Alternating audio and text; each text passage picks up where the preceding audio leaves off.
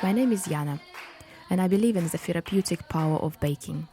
This short documentary tells you about my journey to bake a special cake in Kenya in order to stop FGM.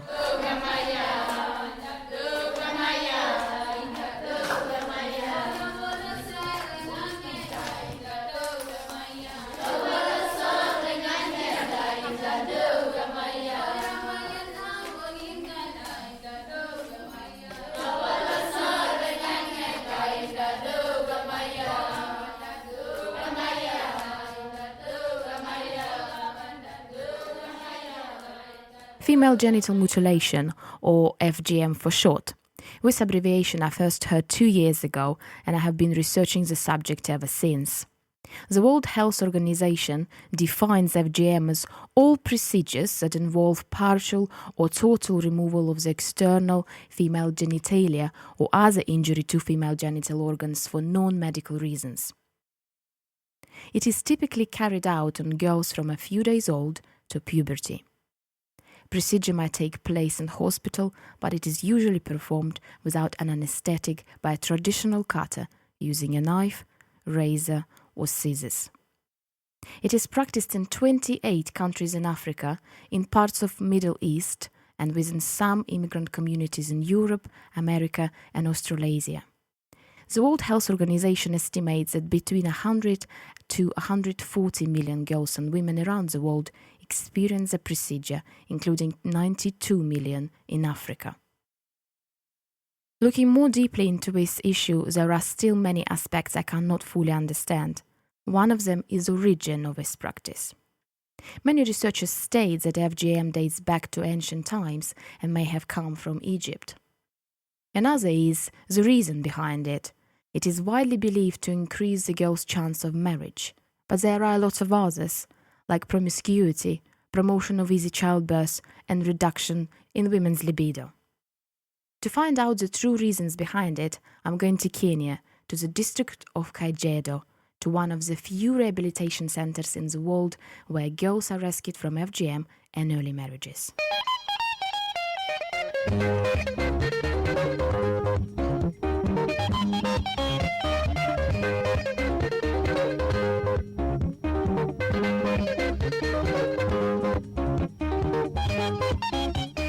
The East African country of Kenya is home to almost 34 million people from more than 30 different ethnic groups. 3/4 of the people aged over 15 years are illiterate. Almost twice as many women as men are illiterate. Current Kenyan President Mwai Kibaki has kept one of his promises to the electorate. From 2008, secondary education has been heavily subsidized and everyone has the right to free primary education. But has it given a ticket to a new future to the girls from different tribes around the country? I had to ask 2 sisters with whom I stayed in Nairobi. So girls, can you tell everyone who's listening to us now in Britain about in general education issues in Kenya? Because again, reading about the country before coming here, it seems to be that education is quite important, especially for girls in Kenya. Kenya is a third world country, and education, not everyone can afford education. So with our latest president, that is in 2007, one of his campaign promise was that education would be free, and that was accomplished in the first 2 years. Every child was supposed, it was a law for every child to go to school. Unfortunately enough, corruption is also a vice in Kenya. Corruption is a big problem in Kenya. So because of corruption, the funds were misappropriated, and many of the kids now don't go to school. And the authority no longer check it out. It seems to be like a campaign. It was a campaign trait for the government, because the government no longer follows up on kids who don't go to school. What about your family? And I mean, all of you going to schools, colleges, probably you've been lucky enough to be supported by your parents. Yeah, my parents are very strict in education. So we have 6 girls in the family, but all of us have gone to school. They were very strict with education. Yeah, we've gone to high school, college. Yeah. What about your younger sisters? My younger sisters, I'm the youngest of the girls. The others have gone to college and they're working right now. My elderly sister is a lawyer. One of my sisters is a doctor. The other one is a journalist. So all of them, the other one is a policewoman. So all of them are working.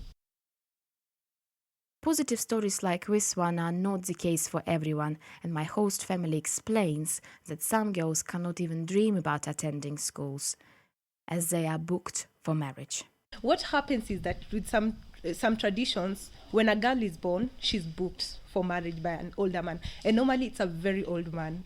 So it's as young as you're born, I would say, for some traditions. But lucky enough, again, some people are civilized enough. So marriage for such people are civilized enough will be when they're comfortable with their lives, and that will be like 28, 20, from 25 going onwards. That's with my friends. Most of them get married from 25 and above. Why such an optimistic outlook isn't a typical story across the whole country of Kenya? I've been thinking about that whilst traveling in an old rusty bus from Nairobi to Kajiado prior to meeting the girls.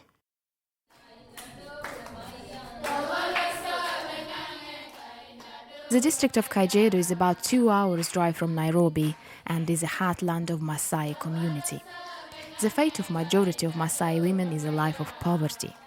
Today, even with a free primary school education, only around 40% of Masaai girls enroll in school, and only 5% of those who enroll will go on to secondary school. Typically, Masaai girl is circumcised between the age of 11 and 13, and soon afterwards are married to a man chosen by her father in exchange for cattle or cash. She might be one of multiple wives and will have many children, regardless of her health. She will spend her days walking miles to fetch water, milking cows, and gathering heavy loads of firewood.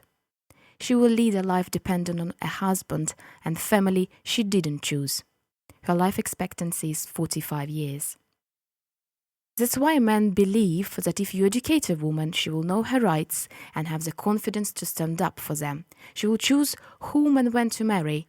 She will have fewer children and will not circumcise her daughters. To provide to the Maasai girls one of the basic human rights, the right to education, in 2000, members of the Seventh Adventist Church created the Rehabilitation and Rescue Center, home to girls, victims of FGM and early marriages, a place where they live and learn. In the first year, the center accommodated 12 girls, and now they educate 200.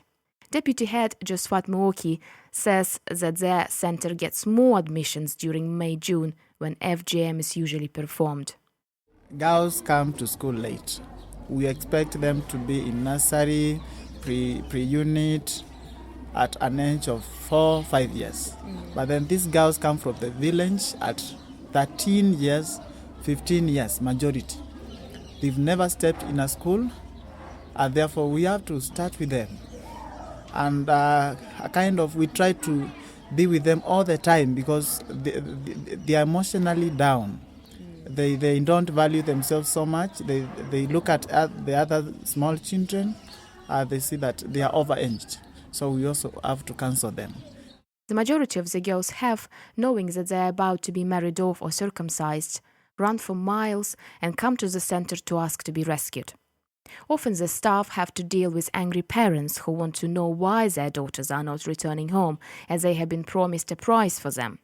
Another big problem for the staff are the financial challenges, as on average school fees cost 36,000 Kenyan shillings, which is approximately £300 per year for one girl. Some parents obviously can't pay, or if some girl's been rescued, how do you actually manage to pay for that? With the little finances that we are getting from the support of the well-wishers, we are able to keep them. However, sometimes it's hard because they need food, they need education, and it is all from this institution. We make them understand the reason why we are taking this child is not to deny you your right to be with the child, but to make sure this child is getting the rights. The human rights must be given to this child. With less than 10 members of staff managing to look after 200 girls, the school relies on the dedication of the teachers, whose motto is, "We give a lot, get a little, as God will give us a lot." So what subject are you teaching? I'm teaching mathematics, I do teach English. Okay, and how long have you been actually in this school? In this school, this is my third year in this school. I've been teaching here the last 3 years. Yeah. Some of the girls went through FGM or forced marriage, or they run away, so it's quite sensitive. How do you feel they trust male teachers to be around them? How do you overcome this problem? It has not been quite a challenge though. When they are brought and they're brought here, they feel secured. I went to college at Kisii, at a college called Kamagambo Adventist College, where I pursued with my P1 certificate. Actually, it was very tough, being my parents not well financially. So I really struggled to get the fees, and finally I made it. So I've been here. I'm really trying to help these girls to be good in the future, to be independent on themselves. As we normally ask them the future careers they would like. Some of them, they'll tell you a doctor, others engineers, others pilots. So I can see they are aspiring and they have good mind in future. But despite all these financial and staff challenges, you can see how worthwhile the center's work is when you meet the girls and listen to their stories.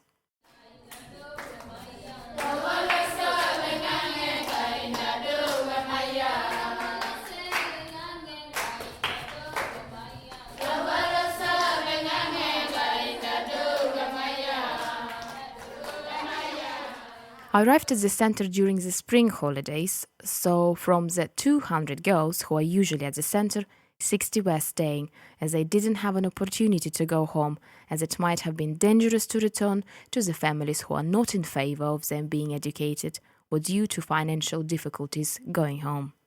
One of the first girls to meet and greet me was Miriam, the unofficial leader of the school, who you could definitely tell would do well in her life. Okay, my name is Miriam Nasirian. I've been here for 2 years now. Before I came here, it's that I lost my both parents. And then my family never had the enough money to bring me up. So they left me to be a street child. And on becoming a street child, I came from Namanga to Kajiado. When I came to Kajiado, there is where I found the owner of this school, Mrs. Loki. And from then, she took me. Okay, she started sponsoring me with an organization known as Masaai Girls Education Fund. It is a woman from America. Her name is Barbara Lee Shaw. She sponsors girls she takes rescue girls. The people do not have opportunity to go to school. Some have run away because they were forced to get married when they were young.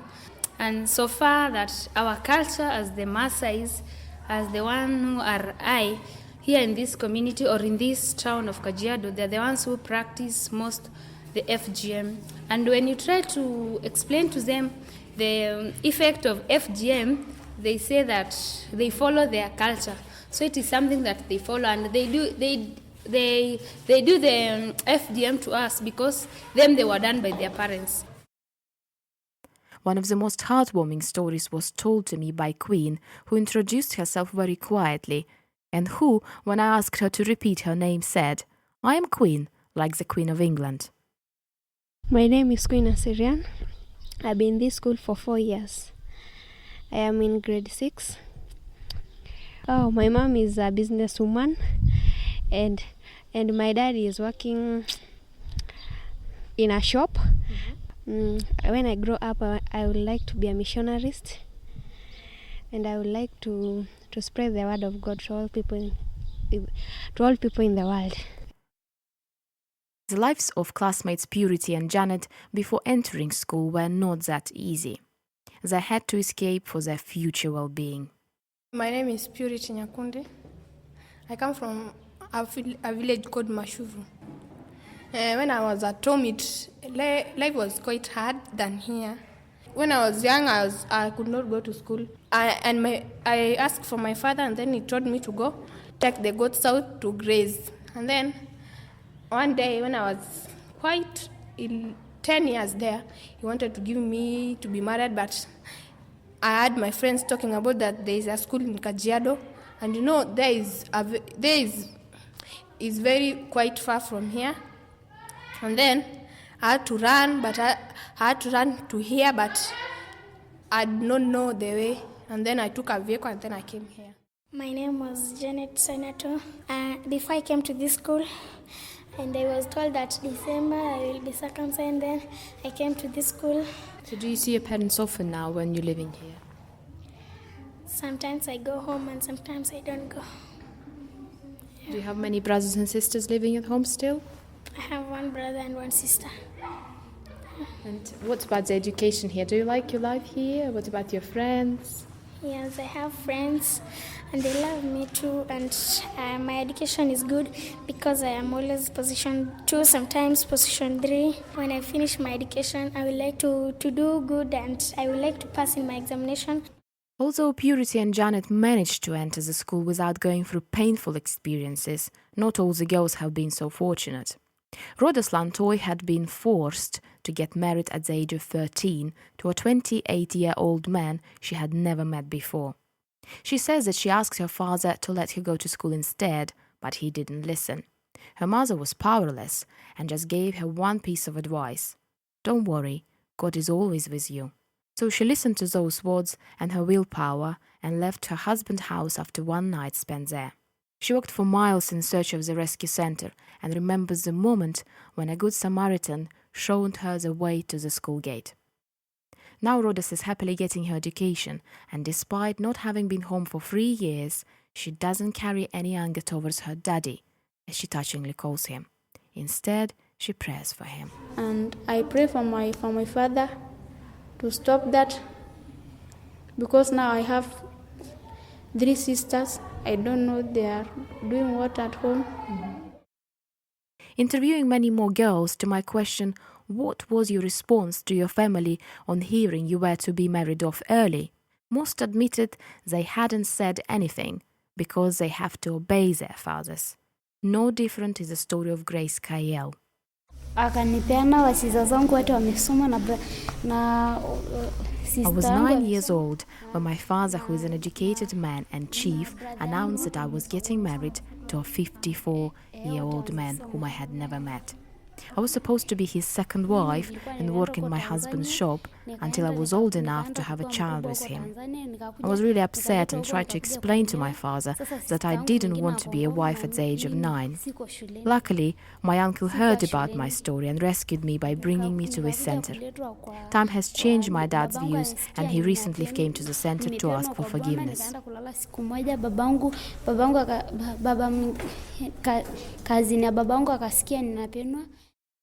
Spending some time with the girls, doing different activities with them, and gaining their trust, I thought I had heard the worst of stories.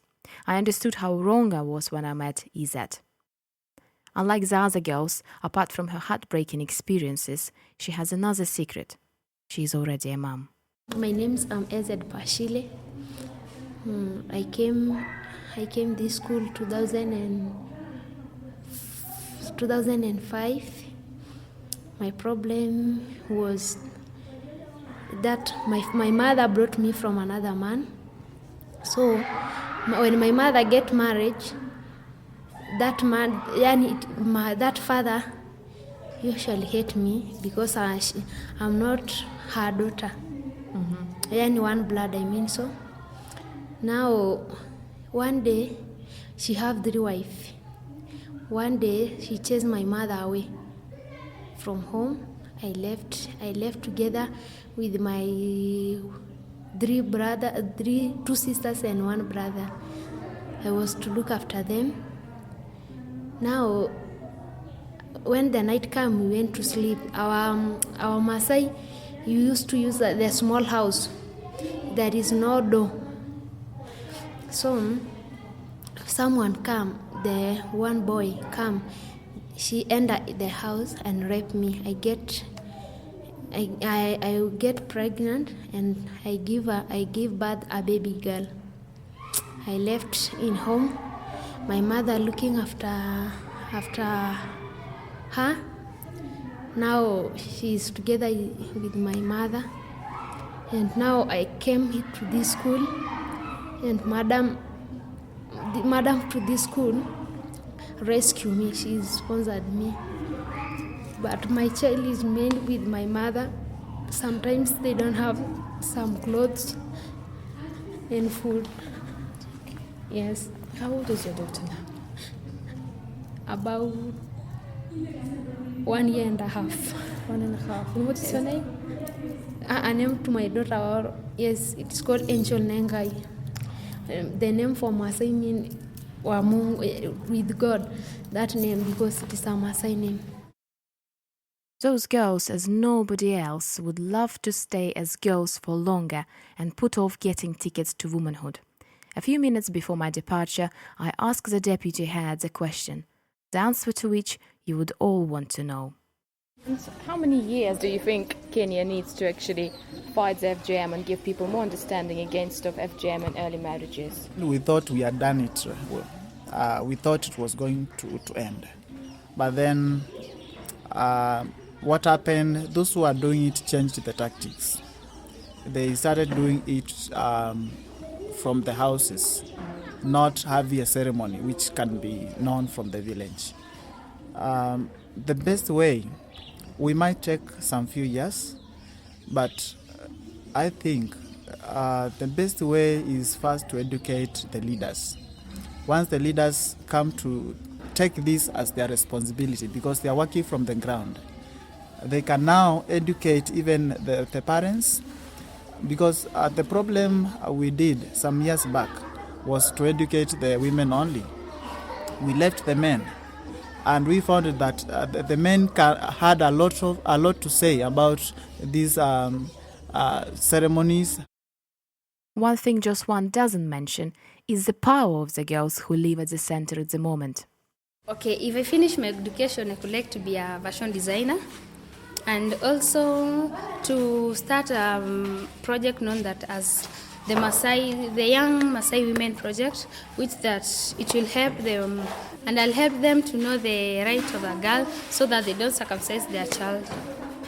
I want to be a doctor or an air hostess, and I could also, if I get a lot of money, and then I'll open a home for children like this, so they may get to learn. You may tell those people the importance of learning and how it will benefit their future.